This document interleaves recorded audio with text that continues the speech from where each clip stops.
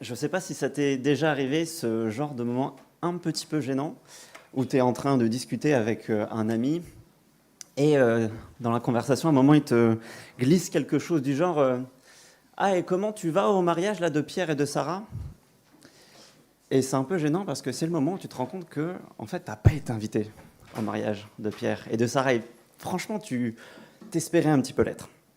Je ne sais pas si ça t'est déjà arrivé ou si c'est que à moi de te retrouver comme ça, ne pas être invité à un anniversaire, un mariage ou autre. Et qu'est-ce qui se passe à l'intérieur de nous à ce moment-là? Quand on se retrouve en fait à être en quelque sorte exclu d'un groupe dans lequel on voulait faire partie. Ce qui se passe à l'intérieur, c'est une sorte de sentiment de jalousie, de voir des autres qui forment un groupe et nous, on n'en fait pas partie. Alors, ça, c'est un exemple plutôt léger que je prends ici, mais c'est pour mettre le doigt sur un désir qui est très profond chez nous, le désir d'appartenance. On a envie de faire partie d'un groupe et ça nous fait mal quand on en est exclu. On a ce désir d'appartenir. Et je vous parle de ça parce que c'est exactement le sujet de Marc chapitre 3, où en fait on va voir la réponse de Jésus, son opinion, ce qu'il est venu faire par rapport à ce désir d'appartenance qu'on a.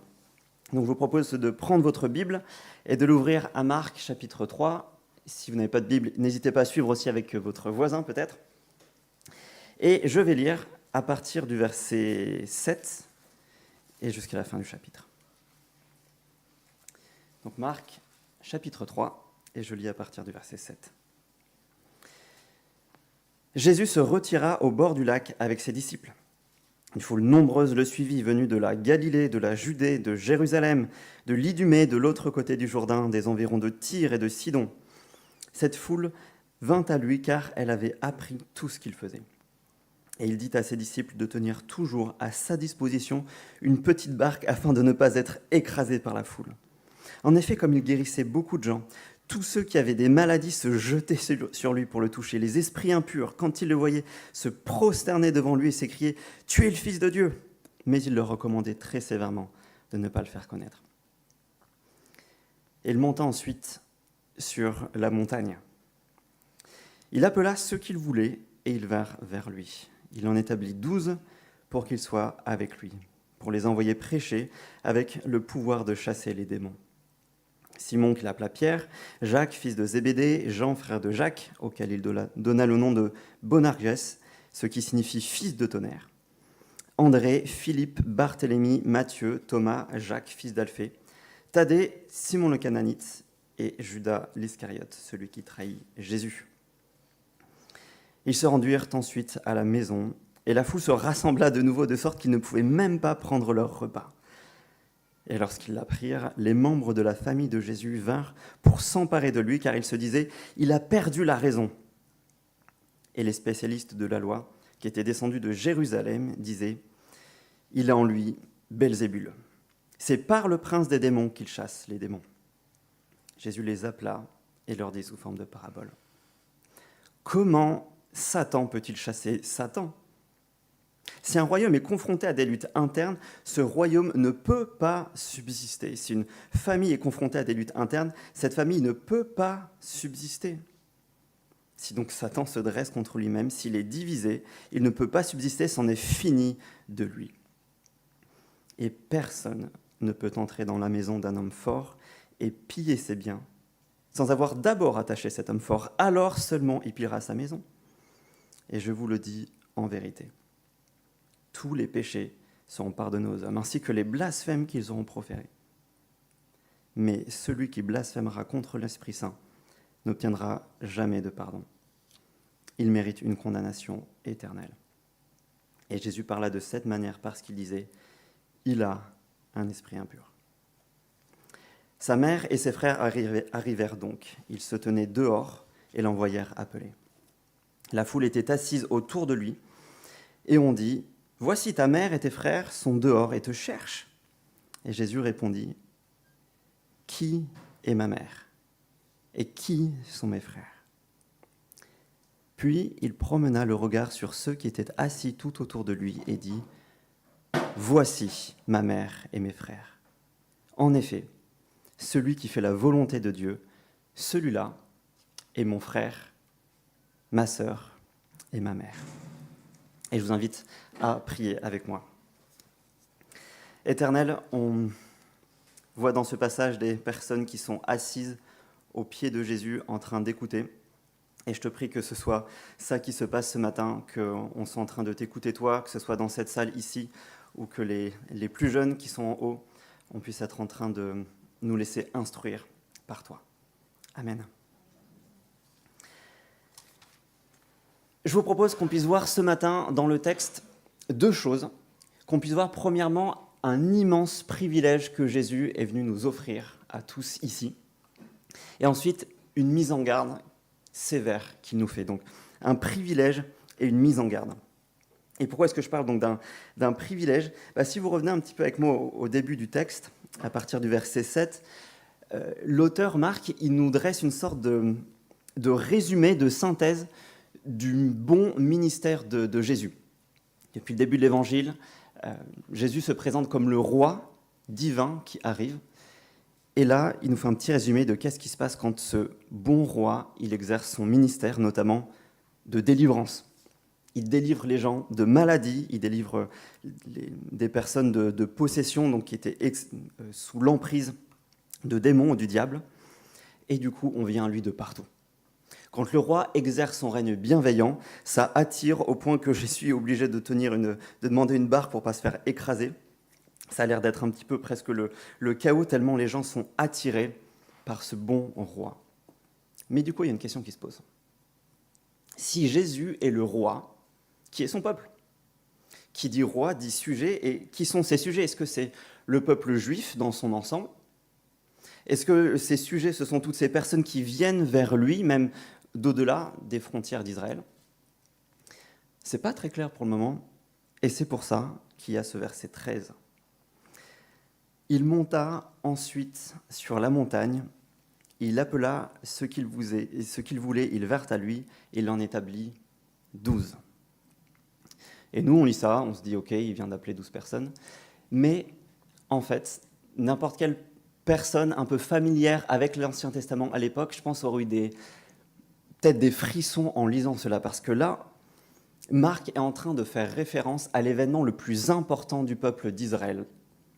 C'est raconté dans le livre de l'Exode, dans l'Ancien Testament, où Dieu, après avoir puissamment délivré son peuple de l'Égypte, il n'a pas fait que le délivrer, mais il l'a délivré pour le conduire à lui, au pied d'une montagne.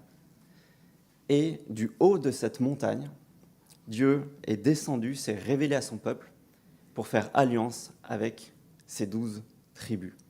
C'est le moment où le peuple de l'Ancien Testament est devenu le peuple de Dieu, où Dieu a fait alliance avec ce peuple. Et donc ce que Marc est en train de montrer, c'est que Dieu est en train de faire la même chose. Dieu se présente comme le roi divin qui vient pour faire alliance avec un nouveau peuple. Et en fait, je pense que Marc est même en train de dire que c'est un événement qui est encore plus important que celui qui s'était passé dans l'Ancien Testament.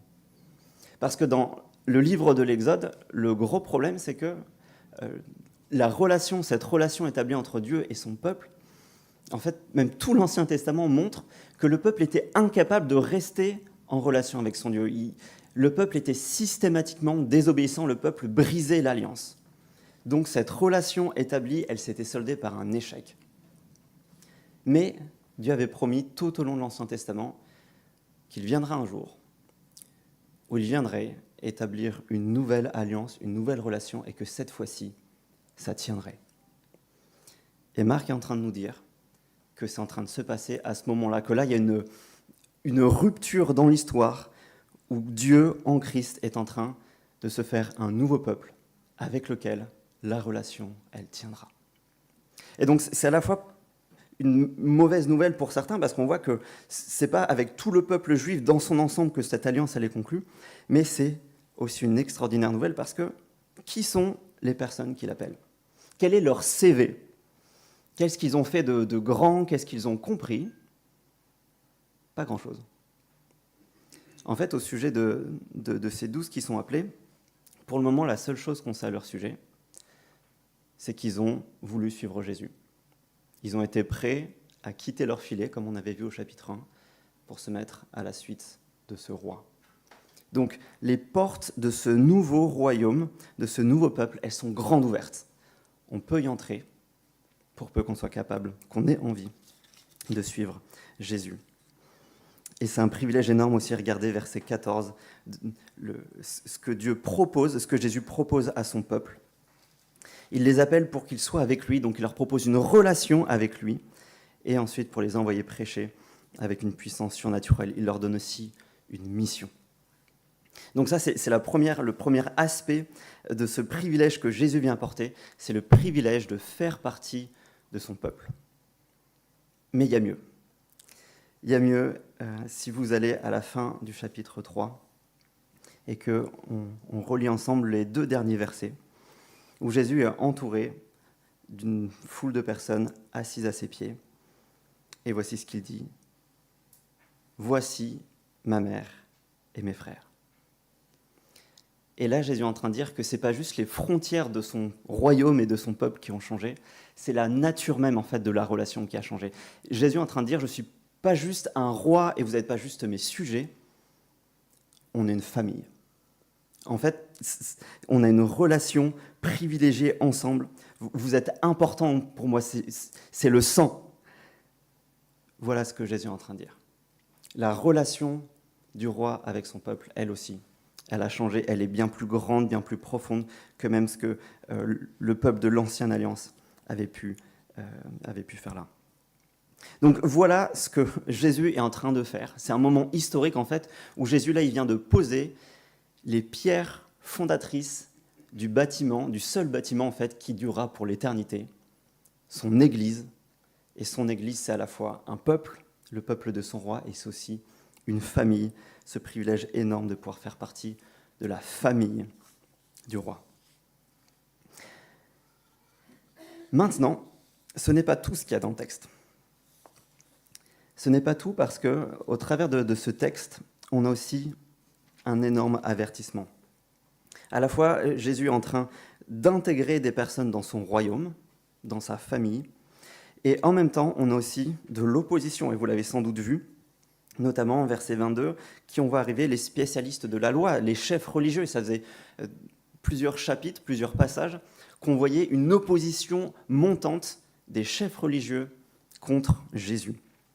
Et là, on arrive à une sorte de summum de la confrontation, parce que ces chefs religieux ils viennent de la capitale, de Jérusalem. Ils voient les miracles que Jésus fait. Ils voient que Jésus délivre des gens, chasse des démons. Mais comment est-ce qu'ils interprètent ça ? Verset 22, c'est par le prince des démons qu'ils chassent les démons. En gros, ils refusent l'explication la plus logique, comme quoi Jésus est le Messie, comme quoi Jésus est un envoyé de Dieu qui a la puissance et la capacité de chasser les démons. Et ils disent non, ça doit être autre chose, ça doit être une personne mauvaise, qui a une puissance mauvaise pour chasser ces autres puissances mauvaises. Pourquoi est-ce qu'ils font ça ? Je pense que ce sont justement ces chefs religieux, ce sont les personnes qui ont, entre guillemets, le plus à perdre avec Jésus, en un sens. Parce que toute leur vie, elle est basée sur l'ancien système. Ce sont des spécialistes de la loi, donc des anciennes règles. Toute leur vie, l'admiration que les autres ont pour eux est basée sur le fait qu'ils respectent précisément, notamment la loi de l'Ancien Testament, que Jésus, au chapitre 2, a commencé à montrer qu'elle était peut-être caduque. Tout leur pouvoir, toute leur autorité qu'ils ont, elle est basée sur le fait qu'ils font partie, ils ont autorité sur cet ancien peuple. Et Jésus, là, il est en train de dire, en fait, les frontières du peuple, elles ont changé. Et donc, si ce que Jésus dit est vrai, si ses prétentions sont vraies, ou même juste si elles sont fausses mais qui gagnent, en fait, eux, ils vont perdre leur statut, ils vont perdre leur identité, ils vont perdre l'admiration des gens, et ça, ils ne veulent pas. Du coup, ils trouvent une autre explication. Jésus doit agir par le diable. Ce à quoi Jésus répond que leur explication, elle est illogique, et qu'en plus, elle représente un danger mortel. Elle est illogique, leur explication, il le dit à partir du verset 23, Comment Satan peut-il chasser Satan ? Si un royaume est confronté à des luttes internes, ce royaume ne peut pas subsister. Jésus est en train de dire que là, il est en train de chasser massivement des démons. Et donc, c'est complètement absurde de se dire que ce serait Satan qui serait en train de lui donner le pouvoir de faire ça. Ce serait comme si quelqu'un était en train de dire que c'est Poutine qui, depuis le début de la guerre en Ukraine, fournit des chars, des missiles, des hommes à l'Ukraine. C'est juste suicidaire. Ça n'a aucun sens. Leur explication, elle ne tient pas la route. Par contre, verset 27, une seule explication logique. Personne ne peut entrer dans la maison d'un homme fort et piller ses biens sans avoir d'abord attaché cet homme fort. Et donc, qu'est-ce que Jésus est en train de faire ? Il est en train de piller le royaume de Satan. Il est en train de délivrer des personnes qui étaient comme des biens aux mains de Satan. Il est en train de piller la maison de Satan. Donc, quelle est la seule explication ? Jésus est plus fort que Satan. Je ne sais pas si vous vous souvenez, au chapitre 1 de Marc, après son baptême, Jésus va dans le désert. C'est comme s'il montait sur un ring parce qu'il y avait Satan qui l'attendait dans le désert. Et en fait, de ce ring, il n'y a qu'une seule personne qui est sortie debout, et c'est Jésus. Il est en train de dire que l'homme fort, Satan en face de lui, il est lié, et que du coup, Jésus a toute la liberté de piller ses biens. Voilà l'explication qui tient la route. Jésus est bien ce Messie qui a autorité même sur Satan. Non seulement l'explication des spécialistes de la loi, elle est illogique, mais en plus, elle est mortelle. Et on a l'un des passages où Jésus a vraiment le ton qui est grave. Verset 28, je vous le dis en vérité, tous les péchés seront pardonnés aux hommes, tous les blasphèmes qu'ils auront proférés, mais celui qui blasphémera contre le Saint-Esprit n'obtiendra jamais de pardon. Il mérite une condamnation éternelle. Et ce que Jésus est en train de dire, c'est que malgré la bonne nouvelle que Jésus est prêt à pardonner tous les péchés, tous les blasphèmes, c'est ce qu'il a commencé aussi à montrer au chapitre 2, si des personnes sont en face de lui, en train de voir et de reconnaître sa puissance miraculeuse, mais qu'ils ont l'audace, la mauvaise foi de se dire non, ça doit être la puissance du diable qui agit, qui refuse de reconnaître d'où vient son autorité, il est en train de leur dire ça, c'est une pente glissante vers quelque chose qui peut exclure définitivement du royaume. C'est un peu comme si on était menacé d'une maladie mortelle, qu'on se retrouverait devant le médecin qui a le vaccin pour nous sauver, et qu'on se mettait à l'insulter, à lui dire qu'il veut nous empoisonner. Ça passera pas ça, on va juste se faire sortir du cabinet et se priver du seul remède qui nous était proposé.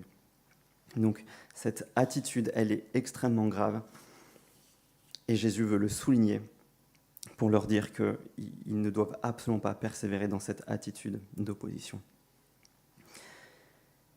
Il y a donc cette opposition face à Jésus des spécialistes de la loi, mais en parallèle, regardez les autres personnes qui s'opposent à Jésus. Verset 21, qui on voit arriver ? Les membres de la famille de Jésus.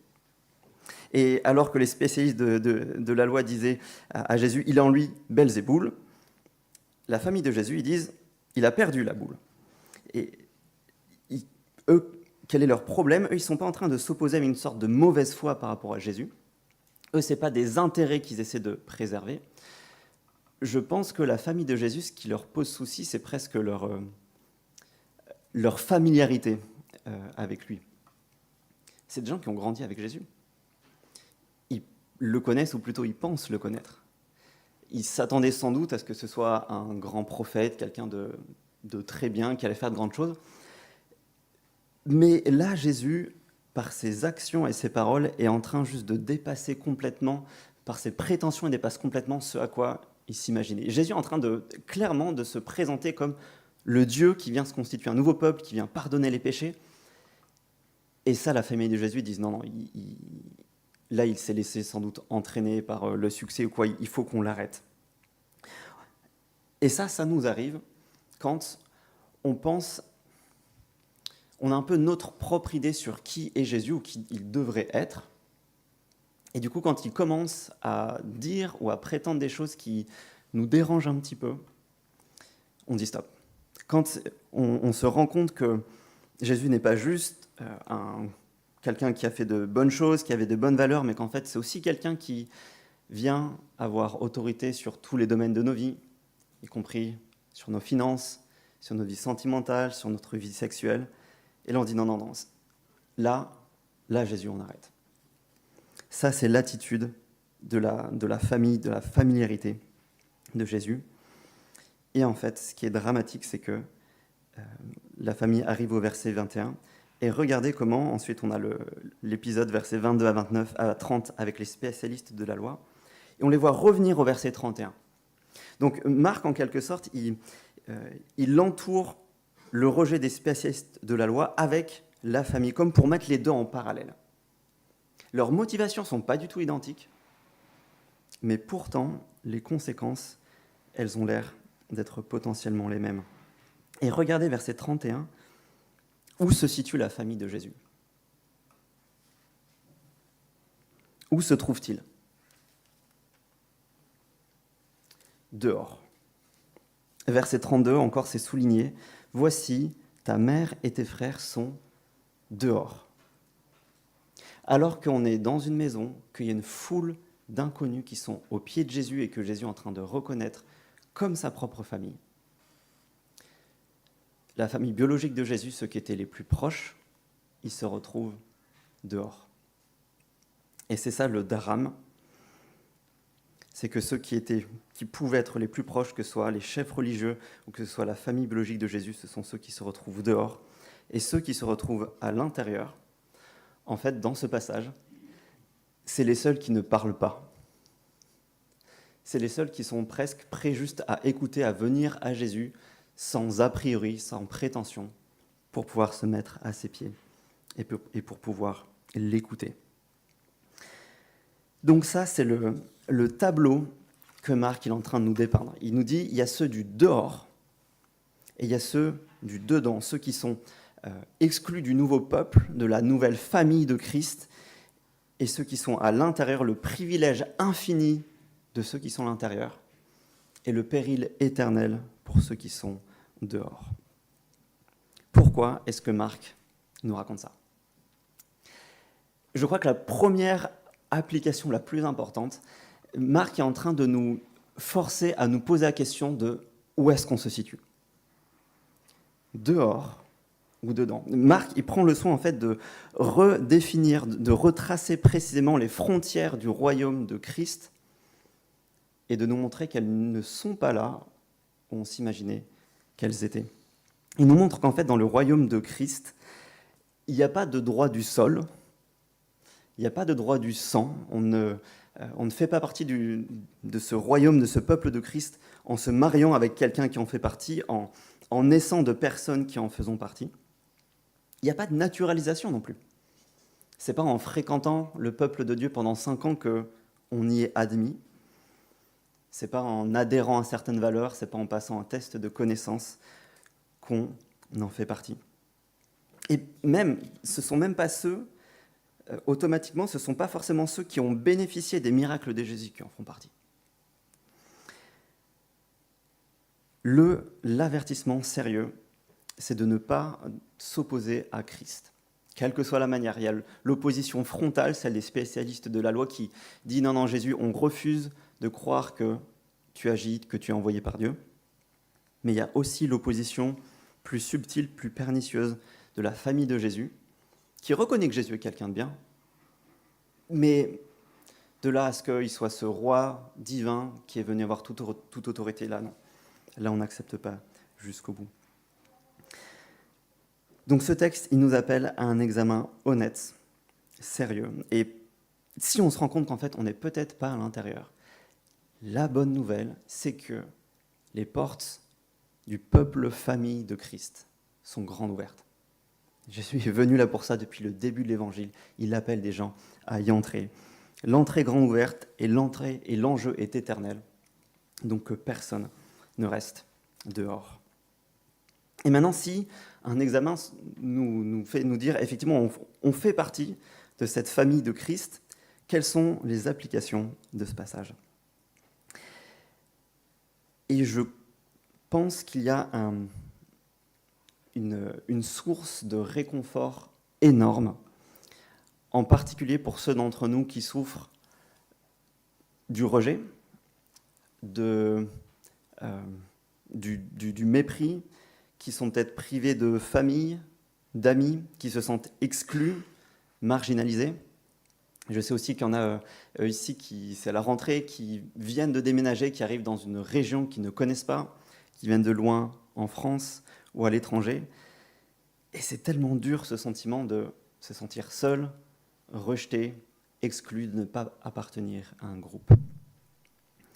Et à toutes ces personnes, ce que Jésus est en train de nous rappeler, c'est qu'on a quelque chose de bien plus précieux que la meilleure des familles, que le meilleur groupe d'amis, que la meilleure région ou autre. Parce qu'en fait, on est accepté et voulu par Christ dans son peuple et dans sa famille. Et peut-être même pour ceux qui ont l'impression de ne pas valoir grand-chose, ce texte-là, il est dans la... Jésus est en marche vers Jérusalem.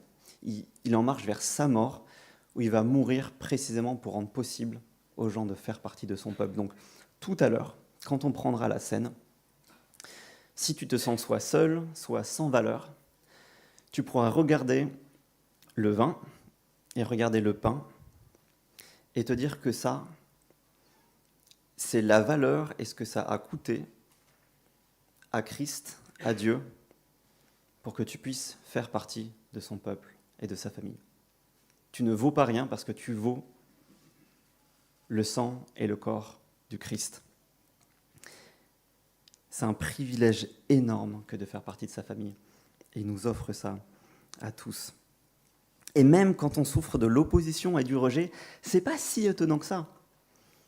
Parce que Jésus lui-même les a subis, on le voit dans ce passage. Donc c'est pas étonnant qu'on soit rejeté et qu'on ait de l'opposition.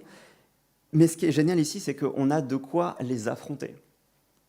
Ce que Jésus est en train de dire, c'est qu'il vaut mieux être rejeté par le monde entier, être accepté par lui, qu'être accepté par le monde entier et se retrouver en dehors de son peuple et de sa famille. Et je pense en plus qu'il y a mieux pour ceux qui sont un peu comme moi et qui ont tendance à aspirer faire partie des groupes d'amis, de telle entreprise où notre valeur est un peu déterminée, on se sent bien quand on fait partie de tel ou tel groupe. Si c'est le cas, ce que ce texte, encore une fois, est en train de nous rappeler, c'est qu'on a déjà mieux que tout ça. On fait déjà partie d'un groupe qui est bien mieux que tous les autres groupes qu'on peut trouver sur cette terre. Et j'ai réfléchi à quel point c'est pas naturel pour moi de me dire ça. Le fait d'appartenir à l'Église, je ne me réveille pas le matin en me disant « Waouh, c'est génial !» Pourquoi ? J'ai un peu réfléchi et je me suis rendu compte qu'en fait, on est naturellement attiré par ce qui est prestigieux, ce qui est sélectif.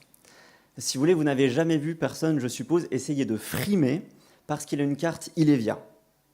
Personne n'arrive et fait tomber exprès sa carte Illévia pour que tout le monde voit qu'il en a une. Parce que, en fait, tout le monde a une carte Illévia, tu payes 2 € et c'est bon, ça ne révèle rien sur qui tu es, sur tes compétences ou ton intelligence. Par contre, moi, il y a un truc que j'aurais bien aimé, c'est être admis à l'École Polytechnique de Paris, qui est l'école d'ingénieurs la plus prestigieuse et la plus sélective. Si j'avais été admis dans cette école, je pense qu'aujourd'hui, j'aurais le pull pour pouvoir montrer que je fais partie de ce groupe-là. Parce que ça me paraît sélectif et prestigieux. Et en réfléchissant, je me suis dit qu'en fait, souvent, on considère l'Église plus comme une carte Illévia que comme l'école polytechnique. On vient et puis on se dit, en fait, tout le monde peut y venir, donc ça n'a pas l'air d'être très prestigieux, ça n'a pas l'air d'être très sélectif. Mais ce que ce passage nous rappelle, c'est que, en fait, le peuple de Christ est bien plus sélectif et bien plus prestigieux que la meilleure école d'ingénieurs, parce que tout l'Ancien Testament, les 3/4 de notre Bible, c'est la démonstration que personne n'arrivait par ses propres forces, par ses propres capacités, à en faire partie. Et que c'est précisément pour cela que Jésus est venu et qu'il est mort. C'est parce que sans cela, personne n'en faisait partie. Sélectivité, 0% d'admission par nos propres compétences. Et donc on devrait voir l'Église un peu comme si on avait été admis dans cette école prestigieuse en ayant eu 1 de moyenne toute notre scolarité. C'est à la fois le peuple le plus prestigieux, mais on y est admis par la grâce, parce que Christ est venu faire. Et donc là-dedans, il y a de quoi retrouver du réconfort.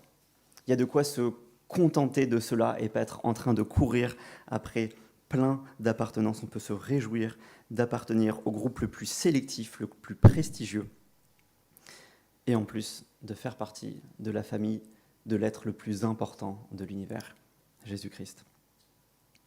Donc c'est cette double réalité qu'il faut garder en tête, la plus grande. Le royaume est à la fois très exclusif et à la fois très inclusif. Et il y a pas mal de personnes qui pensent que Marc a écrit son évangile en priorité pour des chrétiens qui commençaient à subir une persécution assez violente, assez sévère. Et si c'est le cas, j'aimerais juste qu'on s'imagine 2 minutes qu'est-ce que ça a dû faire pour des chrétiens qui étaient peut-être rejetés par leur famille, qui étaient rejetés de leur boulot, qui avaient leur liberté en jeu, peut-être même leur vie en jeu. Qu'est-ce que ça a dû faire pour ces personnes de lire ce passage? Et le réconfort que ça a dû être pour eux de savoir que malgré toute l'opposition du monde contre eux, Jésus-Christ, leur sauveur, est en train de leur dire « Je vous ai voulu dans mon peuple, dans ma famille ».